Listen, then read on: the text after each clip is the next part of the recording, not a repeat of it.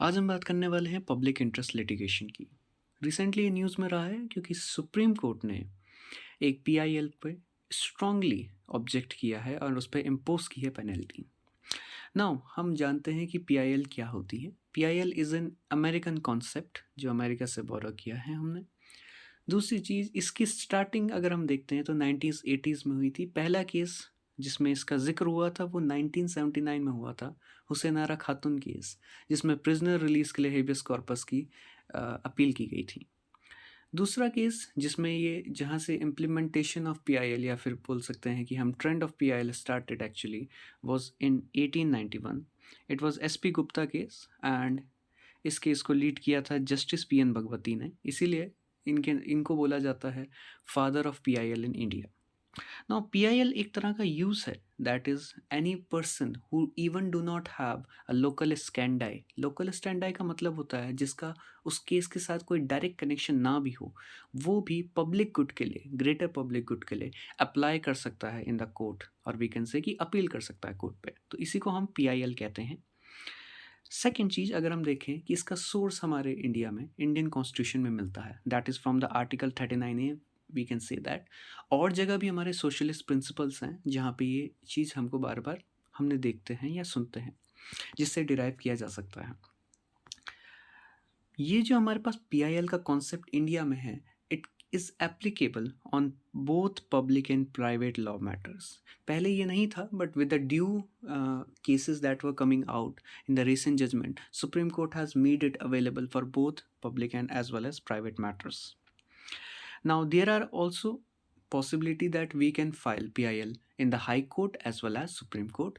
दोनों तरह के, दोनों जगह पे पीआईएल्स को फाइल किया जा सकता है। दूसरी चीज़ जो मैंने आपको समझाया, लोकल स्टैंड आई का यहाँ पे कोई सीन होता नहीं है। यहाँ पे किसी भी तरह से अगर कोई भी पब्लिक मैटर है उस पे पीआईएल फाइल हो सकती है। कोर्ट अपनी तरफ से भी पीआईएल को क्या कर सकता है, एज अ सू मोटो की तरह कोई मैटर को टेकअप कर सकता है, और उसके लिए यहाँ तक कि एक एडवोकेट भी अपॉइंट कर सकता है अगर कोई ग्रेव पब्लिक इंपॉर्टेंस का मैटर होता है।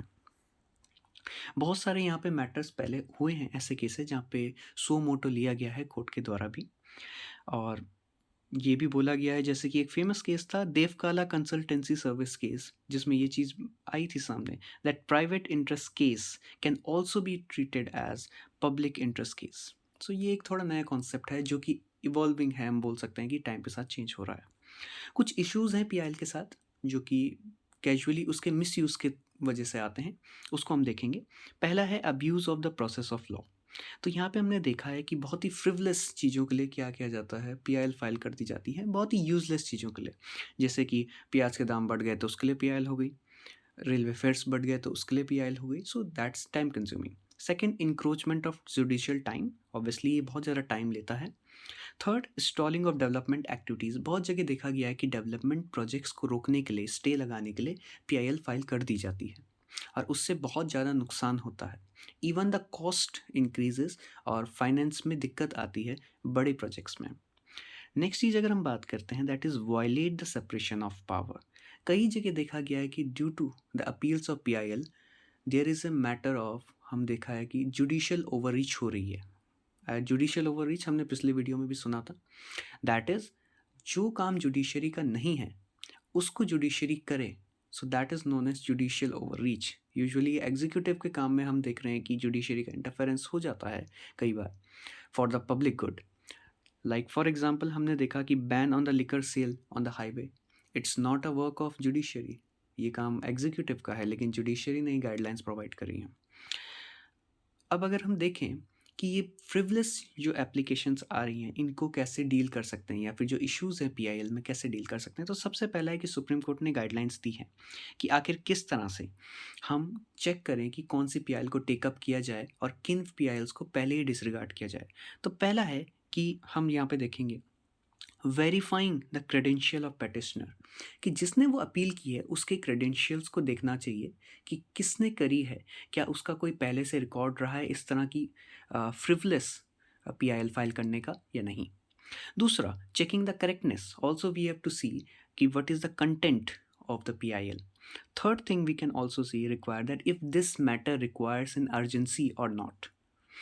Fourth, we can also look into the fact that there should not be any private or personal gain from the PIL. And last, that it should not be related to public harm or public injury. सो ये सारे अगर guidelines follow होती हैं properly, जो करना बहुत मुश्किल है, लिखना बड़ा आसान है लेकिन उतना फॉलो हो नहीं पाता है आज भी, बट स्टिल।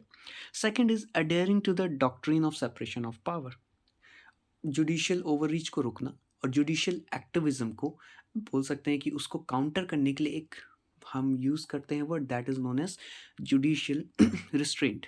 जुडिशियल रिस्ट्रेंट का यूज़ करना by the judiciary is very much important. Next हम बात करते हैं timely disposal. There should be timely disposal of certain PIL, जैसे हम बोल सकते हैं कि जो डिसएडवांटेज्ड कम्युनिटीज़ हैं उनकी तरफ से अगर कोई पीआईएल आती है तो उस पर जल्दी से जल्दी कार्रवाई होनी चाहिए या फिर उनके लिए वर्किंग स्टार्ट जल्दी होनी चाहिए, प्रोसेसिंग। फाइनली एक हम कॉन्सेप्ट और रख सकते हैं, that is a penalty which Supreme Court has imposed, that's why it is a news कि penalty for the frivolous PILs, because it is seen कि लॉयर्स ज़्यादातर देखा गया है कि वो पीआईएल फाइल कर देते हैं, sometimes for the publicity, sometimes for other private personal reasons. So इस चीज़ को रोकने के लिए पेनल्टी का imposition is very important. So अगर ये सारी चीज़ें कंप्लीट होती हैं, so I think the PIL is one of the best tool which is available to the public for their greater good and the betterment of the society. That's it.